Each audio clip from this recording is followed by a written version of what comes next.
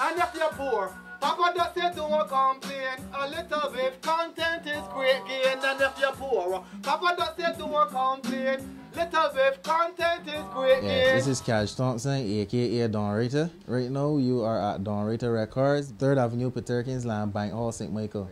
I got into production probably around the age of 14, right? And the reason I ended up in production is I used to like writing songs.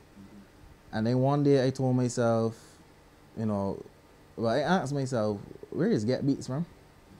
Where is record? Because I had no idea at that age, like how production happens, how songwriting happens. And then one day I just started researching, and I started to find that you could buy programs and you could buy equipment and stuff. And you know, bit by bit I started learning about the production. You know, in the beginning it could be very challenging, but later on it got much better. Yeah, I get a lot of artists, but right now I mostly try to focus on working with fresh artists. I want to be a kind of developmental producer, the person that gets artists to the stage to go on to, you know, bigger gigs. And for myself, when I wanted to sing, I remember what it was like when you wanted to book a studio or get in a studio or even learn about singing and writing songs. So I just try to provide services for persons, you know, within that range that now trying to get into the industry. When I first started music, one of my sisters always used to ask me, so when you can pay attention to getting a real job, you know? Anytime I was doing music and I called it a job, she would tell me, you're doing your little fun thing, you know, until one day she realized that, you know, this is a career, this is something serious. I guess seeing the direction that it has gone, there's a lot of respect there for what I do, to the point that, you know, everyone in the family is always ready to share the work that I do with friends, work colleagues and such. You know, they speak highly of the music I do now. For me, even though music is a business, the most important thing for me is when people could enjoy my music. And when I play something and no one enjoys it, it doesn't move them, or I can't get a reaction that shows me a level of satisfaction, it's killed my spirit, because I want my music to be enjoyed. I want it to create a vibe. Right. So the song that I'm working on right now is called Watch Over Me. The alternative title is Tech 9. Right. And last year the song was just a concept in my head. But the COVID-19 pandemic, it gave me room to work on the song and actually develop it and make it a full product. And, you know, with reference to some of the issues that going on right now in the country and around the world, you know, I was able to find inspiration in building the song. At one point in time, I thought it was the artists that set the trends. But now, the further I get into music, I realize that the artists sing about what is going on, but it's just the way the artists choose to sing about it. Some artists sing about it, you know, in a social commentary way, and then some artists might glorify it because that is what people are doing right now.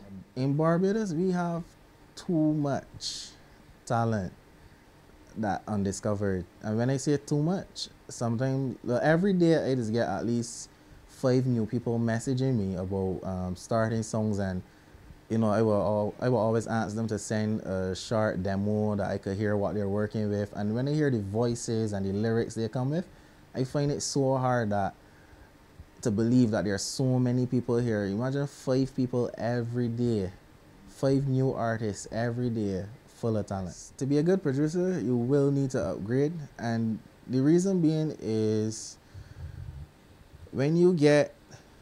every time you learn new things, you start to realize that different equipment or different plugins will be necessary. And for me, that's been great, but I've mostly been focusing on the software side of things. So the outboard equipment, I haven't been doing too much upgrades on them, but I've done just enough to make my workflow a lot easier and a lot faster, I should say. I'm happy to see a lot more genres in Barbados popping up, because when I first started producing music, I originally entered the world of dancehall. But at that time, doing dancehall in Barbados is very difficult, even to get part of the spotlight. I had one of the most successful rhythms in the history of Barbados, the Task Force rhythm. And then after a while, the soca music shut it down. Soca is our culture, is our vibe, is who we are. But not everyone likes soca, and for soca to be the only market that's limiting the music industry, because now we got people like LR that sign to labels like Hilltop.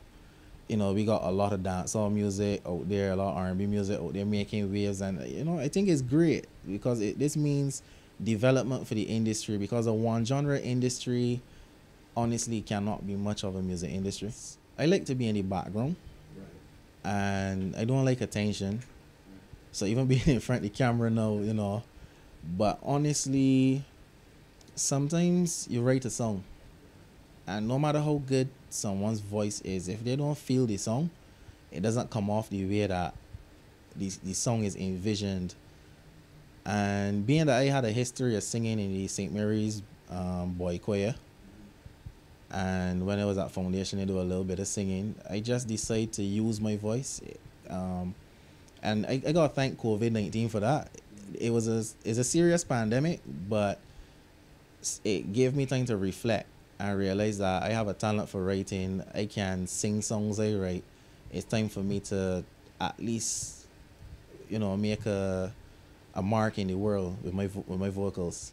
Well, I don't know about other producers, but for me, when I name a rhythm, it's usually come off of the first song that come to my head when I hear the rhythm, or the feeling the rhythm gives me.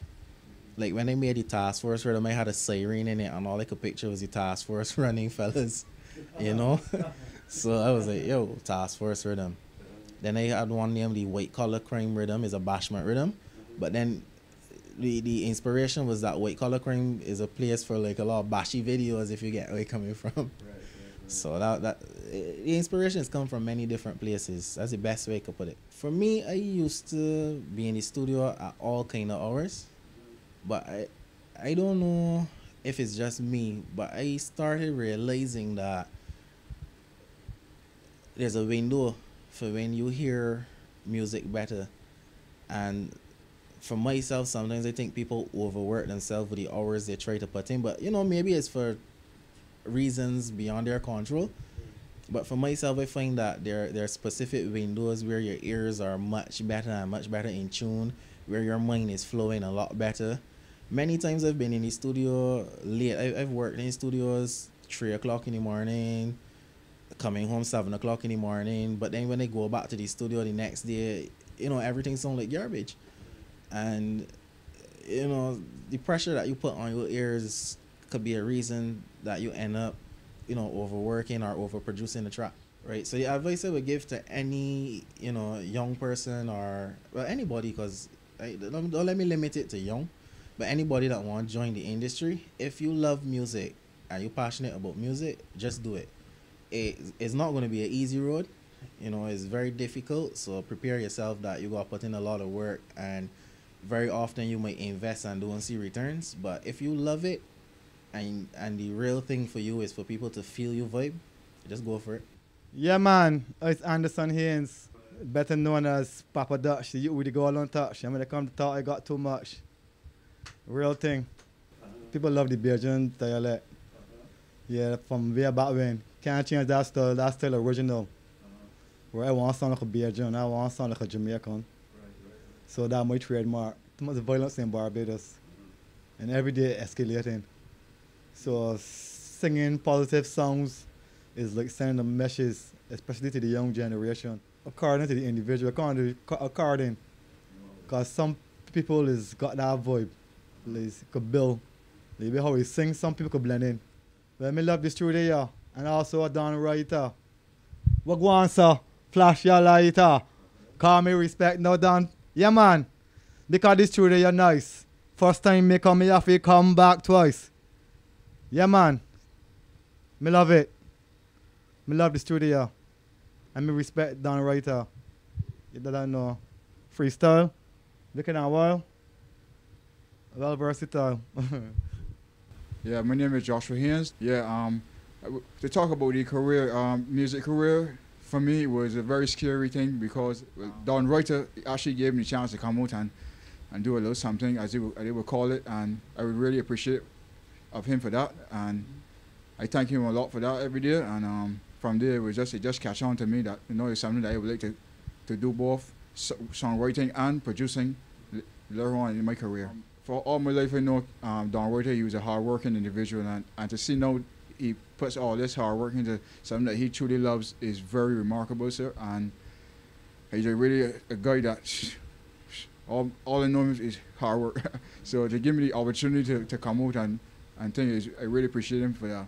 Yeah, I would give him the highest respect because behind the curtains it only looks like it's a very small task, but it's very much a lot of hard work, and a lot of people don't really give them the credit where credit is due, sir, and I must say it's it's very tiresome, and I think that they should be more recommended throughout the world for all the hard work they put in and dedication that it takes to produce these songs day in and day out, every day. The most challenging thing you could do is try, and as long as you can overcome that fear, everything comes natural. I mean, the scary part is in the beginning, but anyone can do it.